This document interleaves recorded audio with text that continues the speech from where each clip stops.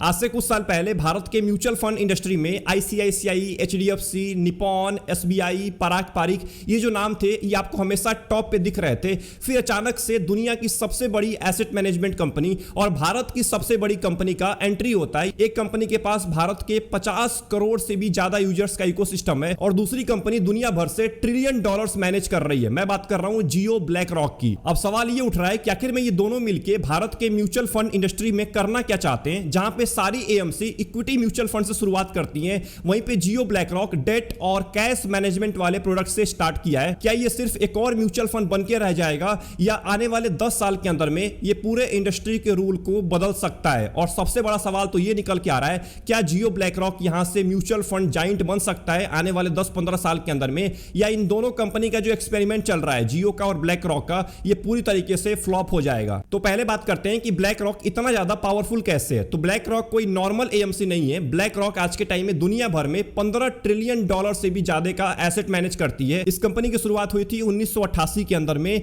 आज के टाइम में ब्लैक रॉक के पास 70 ऑफिस हैं 30 कंट्री के अंदर में और इनके क्लाइंट्स 100 कंट्री के अंदर में फैले हुए हैं। और उससे भी ज्यादा इंपॉर्टेंट, ब्लैक रॉक फॉर्च्यून 500 की लिस्ट में से 210 नंबर पर रैंक कर रहा है 2025 के रिपोर्ट के अकॉर्डिंग। ब्लैक रॉक का जो सबसे बड़ा स्ट्रेंथ है वो है इनका ईटीएफ बिजनेस। इनकी एक्सपर्टीज बहुत ज्यादा है ईटीएफ के अंदर में। इनका जो ईटीएफ बिजनेस है ना, ये दुनिया भर के बहुत सारे जो देश हैं उनके जीडीपी से भी बड़ा हो चुका है। लेकिन एक प्रॉब्लम स्टार्ट हो गई ब्लैक रॉक के अंदर। इनका जो बिजनेस है वो अमेरिका और यूरोप के अंदर स्लो होना स्टार्ट हो गया, मतलब इनकी ग्रोथ स्लो होने लगी अमेरिका और यूरोप के अंदर में। लेकिन वहीं पे भारत के अंदर पिछले 5 साल के अंदर में म्यूचुअल फंड इंडस्ट्री बहुत तेजी के साथ ग्रो किया है। आज के टाइम में इंडियन म्यूचुअल फंड इंडस्ट्री का जो फंड साइज है वो 80 लाख करोड़ को भी क्रॉस कर चुका है। अब ब्लैक रॉक को भारत के अंदर कुछ अजीब चीज देखने को मिला कि भारत में मैक्सिमम ऐसे इन्वेस्टर्स हैं जो म्यूचुअल फंड के थ्रू पैसा इन्वेस्ट कर रहे हैं। ईटीएफ इन्वेस्टिंग बहुत कम हो रही है, ना के बराबर लोग कर रहे हैं, क्योंकि भारत के अंदर में ज्यादा लोग म्यूचुअल फंड के थ्रू ही पैसा इन्वेस्ट करते हैं। अब ब्लैक रॉक को एक पूरा का पूरा मार्केट ही दिखा भारत के अंदर में ईटीएफ का, यहां तो ईटीएफ बिजनेस ग्रो कर ही नहीं पाया है।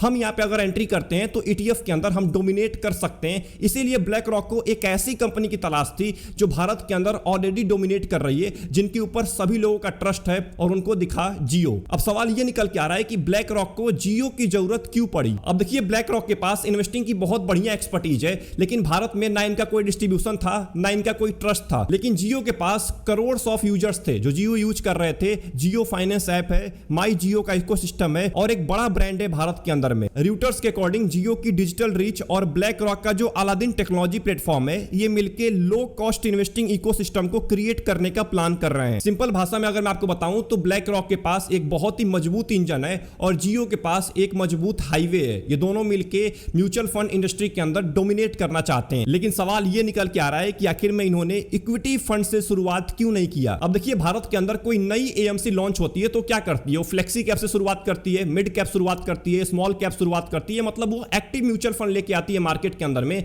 लेकिन जियो ब्लैक रॉक बिल्कुल ऐसा नहीं किया, उसने बिल्कुल इसका अपोजिट किया। जियो ब्लैक रॉक शुरुआत करता है ओवरनाइट फंड से, लिक्विड फंड से, मनी मार्केट फंड से। एक बार देख लेते हैं कि आखिर में जियो ब्लैक रॉक के कितने म्यूचुअल फंड से और कौन कौन से म्यूचुअल फंड्स हैं। तो जियो ब्लैक रॉक ने पहला अपना ईटीएफ लॉन्च किया है, निफ्टी 50 ईटीएफ, जो कि 4 अगस्त को लॉन्च हुआ था। इसका एनएफओ आया हुआ था, अभी 2 दिन के अंदर में ये दोबारा रीओपन हो जाएगा इन्वेस्ट करने के लिए। इसका पहला इंडेक्स फंड था Jio BlackRock Nifty 50 index fund. यहां पे देखिए, Jio BlackRock Nifty 8 to 13 year government security index fund. ये ज्यादातर पैसा आपका गवर्नमेंट सिक्योरिटीज के अंदर इन्वेस्ट करते हैं। इसने अभी तक 4% का रिटर्न दिया है। Jio BlackRock short duration fund, ये शॉर्ट टर्म के लिए होता है। Jio BlackRock arbitrage fund, ये एक हाइब्रिड कैटेगरी का फंड है। Jio BlackRock liquid fund, ये भी डेट कैटेगरी का फंड है। इनके पास देखिए एक ही हाइब्रिड फंड है, लेकिन डेट फंड काउंट करिए, यहां भी डेट फंड था, यहां भी डेट फंड था और यहां भी डेट फंड है। नीचे आइए, Jio BlackRock large cap fund, ये एक इक्विटी कैटेगरी का फंड है। Jio BlackRock Nifty next 50 index fund, ये भी इक्विटी कैटेगरी का फंड है, लेकिन ये इंडेक्स फंड के अंदर आता है। अगला नाम है Jio BlackRock low duration fund, ये भी डेट कैटेगरी का फंड है। Jio BlackRock overnight fund, ये भी डेट कैटेगरी का फंड है। Jio BlackRock Nifty mid cap 150 index, ये इक्विटी कैटेगरी का फंड है, लेकिन ये इंडेक्स फंड के अंदर आता है। Jio BlackRock sector rotation fund, ये एक थेमेटिक फंड है, जो कि इकलौता एक म्यूचुअल फंड है जो थेमेटिक कैटेगरी से आता है। वहीं पे अगला नाम है Jio BlackRock money market fund, ये भी डेट कैटेगरी का फंड है। Jio BlackRock Nifty small cap 250 index fund, ये इक्विटी कैटेगरी का फंड है, लेकिन इंडेक्स फंड में आता है। एंड लास्ट में नाम आता है Jio BlackRock flexi cap fund, ये पिछले साल अक्टूबर महीने में लॉन्च हुआ था। अभी तक इसने कोई भी परफॉर्मेंस लाके नहीं दिया है। मतलब 2 एक्टिव फंड्स हैं, एक फ्लेक्सी कैप, एक लार्ज कैप, एक थेमेटिक फंड है, एक हाइब्रिड फंड है, एंड बहुत सारे डेट फंड फंड है एंड बहुत सारे इंडेक्स फंड है। मतलब ये ज्यादा डेट फंड और इंडेक्स फंड को ही लॉन्च किए अभी तक, एक्टिव फंड्स इनके ज्यादा लॉन्च नहीं हुए हैं। जब ये म्यूचुअल फंड लॉन्च हुआ था उसके 3 दिन के अंदर में ही लगभग 17,800 करोड़ ये मिलकर रेज कर लिए थे। लगभग 90 से ज्यादा इंस्टीट्यूशनल इन्वेस्टर्स ने इनके अंदर पैसा इन्वेस्ट किया था।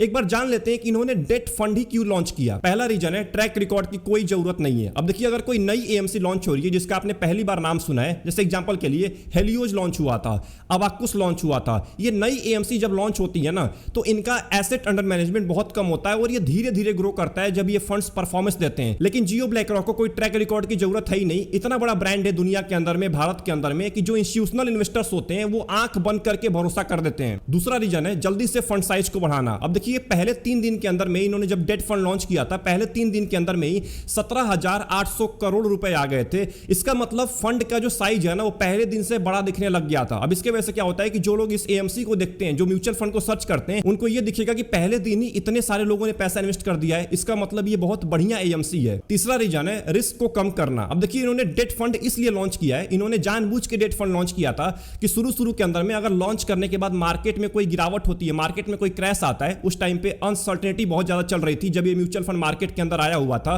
तो इन्होंने डेट फंड लॉन्च कर दिया कि मार्केट अगर गिरेगा तो डेट फंड में कोई इंपैक्ट नहीं पड़ेगा। अगर इन्होंने कोई इक्विटी फंड लॉन्च कर दिया होता, एग्जांपल के लिए फ्लेक्सी कैप का कोई फंड लॉन्च कर दिया होता, तो अगर मार्केट नीचे गिरता, मार्केट क्रैश कर जाता कुछ महीनों के बाद, तो इनके पूरे फंड के परफॉर्मेंस के ऊपर इंपैक्ट देता, कोई पैसा इन्वेस्ट करता ही नहीं उस म्यूचुअल फंड के अंदर। इसीलिए इन्होंने डेट फंड से शुरुआत किया ताकि रिस्क को पूरी तरीके से कम कर दिया जाए। अब सवाल ये निकल के आ रहा है कि क्या जियो ब्लैक रॉक का जो ओरिजिनल प्लान था वो डायरेक्ट प्लान्स का था? बिल्कुल, इसका जवाब होगा बिल्कुल था। शुरुआत के अंदर में जो जियो ब्लैक रॉक कंपनी थी, इसने रेगुलर इन्वेस्टमेंट को पूरी तरीके से इग्नोर कर दिया था और डायरेक्ट इन्वेस्टमेंट को ज्यादा पुश करना स्टार्ट कर दिया। इसके पीछे का सिंपल रीजन है कि डायरेक्ट प्लान में ज्यादा एक्सपेंस रेशियो, ज्यादा कॉस्ट पे करना पड़ता है, इसीलिए इन्होंने डायरेक्ट प्लान को पुश करना स्टार्ट किया। लेकिन मार्केट ने इनको वहीं पे सबक सिखाना स्टार्ट कर दिया। मार्केट ने इनको रियलिटी दिखा दिया कि भाई साहब आपको रेगुलर प्लान में आना पड़ेगा, क्योंकि एक रिपोर्ट के मुताबिक डिस्ट्रीब्यूटर्स और एडवाइजर्स इंडस्ट्री के लगभग 57% फंड साइज को इन्फ्लुएंस करते हैं। मतलब इंडियन म्यूचुअल फंड इंडस्ट्री का जो टोटल एसेट अंडर मैनेजमेंट है उसमें से 57% जो एसेट अंडर मैनेजमेंट आता है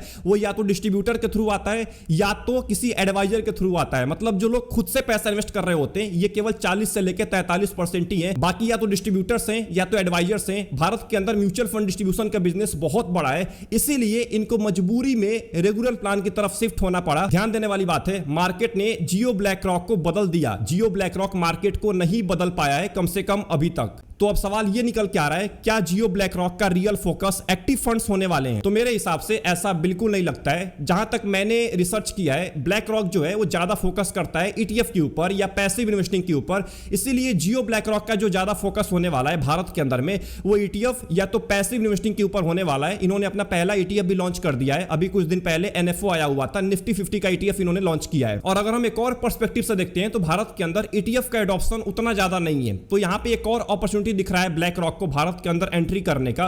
इसीलिए वो ईटीएफ या पैसिव म्यूचुअल फंड्स में ज्यादा फोकस कर रहे हैं अभी के टाइम में एक्टिव म्यूचुअल फंड्स के मुकाबले। अगर इनको एक्टिव फंड्स लाना होता तो अभी तक भरे पड़े होते, mid cap, small cap, flexi cap. इन्होंने केवल 2 ही एक्टिव फंड लाया है, लार्ज कैप और फ्लेक्सी कैप। बाकी या तो पैसिव फंड्स हैं या तो डेट फंड्स हैं या तो हाइब्रिड है या तो थीमेटिक है। तो चलिए अब उस सवाल पे आते हैं जिसका आप सभी लोग का इंतजार था, क्या जियो ब्लैक रॉक यहां से हिट करने वाला है? तो हिट होने के कुछ इंपॉर्टेंट रीजंस हैं, मैं उसके बारे में बात कर लेता हूं। इसके बाद बात करेंगे फ्लॉप होने के कौन कौन से रीजंस हैं। तो पहला हिट होने का रीजन है इनका मैसिव डिस्ट्रीब्यूशन। अब देखिए जियो के पास एक बहुत बड़ा इकोसिस्टम है, मतलब इनको डिस्ट्रीब्यूशन में कोई प्रॉब्लम आने ही नहीं वाली है, ये आसानी से म्यूचुअल फंड को डिस्ट्रीब्यूट कर पाएंगे पूरे भारत के अंदर में। दूसरा रीजन है टेक्नोलॉजी। अब देखिए ब्लैक रॉक के पास अलादीन प्लेटफॉर्म है, तो इनको टेक्नोलॉजी के मामले में भी कोई हरा नहीं सकता है, तो टेक्नोलॉजी के मामले में ये डोमिनेट कर सकते हैं पूरे म्यूचुअल फंड के अंदर में। तीसरा रीजन है ब्रांड पावर। अब देखिए जियो भी एक ब्रांड है भारत के अंदर में और ब्लैक रॉक तो पूरे दुनिया के अंदर एक बहुत बड़ा ब्रांड है, तो ब्रांड पावर की वजह से लोग इनको जानते हैं, तो पैसा इन्वेस्ट करने में कोई दिक्कत नहीं होती है।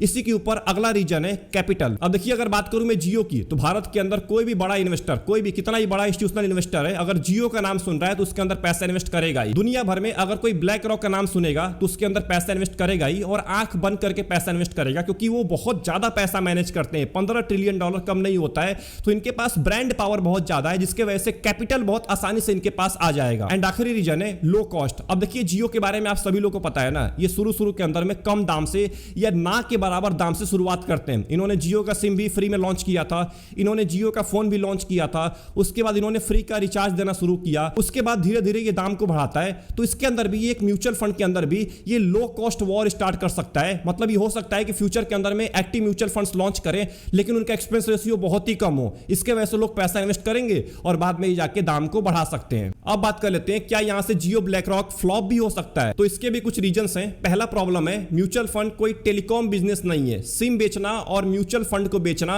ये जमीन आसमान का फर्क होता है। आप सिम बेच पा रहे हैं इसका मतलब ये नहीं है कि आप म्यूचुअल फंड भी बेच पाएंगे। म्यूचुअल फंड मार्केट के अकॉर्डिंग चलता है और मार्केट ने पहले ही आपको सिखा दिया है कि भाई रेगुलर प्लान के अंदर भी एंट्री करिए, नहीं तो आपका एसेट अंडर मैनेजमेंट नहीं बढ़ने वाला है। दूसरा प्रॉब्लम है ट्रस्ट बिल्ड करना। अब देखिए जियो का भले ही बहुत ज्यादा ट्रस्ट है भारत के अंदर में, लेकिन म्यूचुअल फंड के अंदर लोग 20 साल के लिए 30 साल के लिए पैसा देते हैं किसी एएमसी को, तो वो ट्रस्ट बिल्ड करना बहुत इंपॉर्टेंट है भारत के अंदर में। तीसरा प्रॉब्लम है कंपटीशन बहुत ज्यादा ब्रूटल है भारत के अंदर। आप देख लीजिए जाइंट म्यूचुअल फंड्स हैं, पराग पारिक है, क्वांट है, एसबीआई है, एचडीएफसी है, निपॉन इंडिया है, इतने बड़े बड़े कंपटीशन है जिसके अंदर हजारों करोड़ों का पैसा आ रहा है हर महीने। अब सोचिए आप इस कंपटीशन के अंदर में अगर डोमिनेट करना चाहते हैं तो आपको बहुत कुछ अलग करना पड़ेगा, तभी आप डोमिनेट कर पाएंगे, तभी आप इनसे आगे निकल पाएंगे। एंड चौथा प्रॉब्लम है अपने आप को प्रूफ करना पड़ेगा इंडियन मार्केट के अंदर। देखिए एयूएम बढ़ाना मतलब फंड साइज बढ़ाना ये अलग चीज होता है। कोई भी आपके अंदर पैसा इन्वेस्ट कर सकता है, कोई भी बड़ी इंस्टीट्यूशन आपके अंदर पैसा इन्वेस्ट कर सकती है, बड़े इन्वेस्टर्स आपके नाम को देख के पैसा इन्वेस्ट कर सकते हैं, लेकिन जो ट्रस्ट होता है लॉन्ग टर्म का वो तभी बिल्ड हो पाता है जब आप परफॉर्मेंस लाके देते हैं, जब अपने आप को आप प्रूफ करते हैं। जब तक जियो ब्लैक रॉक का परफॉर्मेंस अच्छा नहीं आएगा तब तक लोग इसमें लंबे टाइम के लिए पैसा नहीं इन्वेस्ट करने वाले। और मैं भी आपसे यही बोलना चाहूंगा कि जब तक आपको अच्छा खासा परफॉर्मेंस ना दिखे, एक ट्रैक रिकॉर्ड आपको ना दिखे आने वाले 2 साल 3 साल 4 साल के अंदर में, तब तक आप ज्यादातर पैसा इन्वेस्ट करने के बारे में मत सोचिएगा। आप अपने इमरजेंसी फंड को पार करने के लिए इनके डेट फंड को चूज कर सकते हैं, वो बेहतरीन ऑप्शन आपके लिए होने वाला है। तो अगर मैं आपको इस पूरे वीडियो का कंक्लूजन दूं तो मैं आपको ये नहीं बोलूंगा कि जियो ब्लैक रॉक अगला पराग पारिक बन जाएगा, अगला एचडीएफसी म्यूचुअल फंड बन जाएगा, अगला निपॉन इंडिया बन जाएगा, बट मैं आपको ये भी नहीं बोलूंगा कि जियो ब्लैक रॉक यहां से फ्लॉप हो सकता है, क्योंकि इसका नेटवर्क बहुत बड़ा है भारत के अंदर में। ईटीएफ इन्वेस्टिंग के अंदर इन्होंने एंट्री करना स्टार्ट कर दिया है, पहला इन्होंने ईटीएफ भी लॉन्च कर दिया है। अब देखिए अगर भारत के अंदर में आने वाले 10 से लेकर 15 साल के अंदर में अगर ईटीएफ इन्वेस्टिंग बूम करता है, ईटीएफ के अंदर ज्यादा लोग जाना पसंद करेंगे, तो आपको जो आज के टाइम में नया फंड दिख रहा है जियो ब्लैक रॉक, ये हो सकता है कि 10-15 साल के बाद डोमिनेट करना स्टार्ट कर दे, क्योंकि ब्लैक रॉक की एक्सपर्टीज ही है ईटीएफ इन्वेस्टिंग के अंदर में। तो आपको ये चीज देखने को मिल सकता है। ये एक्टिव म्यूचुअल फंड्स उतने लॉन्च नहीं कर सकते, ये तो फ्यूचर बताएगा। हो सकता है कि ये लॉन्च कर दें, क्योंकि मार्केट इनको सबक सिखाता रहेगा टाइम टाइम पे कि भाई साहब आपको एक्टिव फंड में भी आना पड़ेगा। तो कुछ भी हो सकता है, आने वाला टाइम बताएगा, लेकिन फ्लॉप तो नहीं हो सकता है, ये तो बात तय है। अगर आपको इस पूरे वीडियो से कुछ भी सीखने को मिला, वीडियो को लाइक करिए एंड चैनल को जरूर सब्सक्राइब करिएगा। ऐसे इंपॉर्टेंट वीडियोज आपके लिए रेगुलर मैं लाता रहता हूं, मेहनत लगती है ऐसी वीडियोज बनाने में, रिसर्च करने में, तो सब्सक्राइब करना मत भूलिएगा। अगर आपके माइंड में कोई भी डाउट चल रहा है इस म्यूचुअल फंड एएमसी के रिलेटेड तो कमेंट खाली पड़ा हुआ है, टाइप करना मत भूलिएगा। मिलते हैं नेक्स्ट इंपॉर्टेंट वीडियो के अंदर। अपना ध्यान रखिए, best of luck, take care.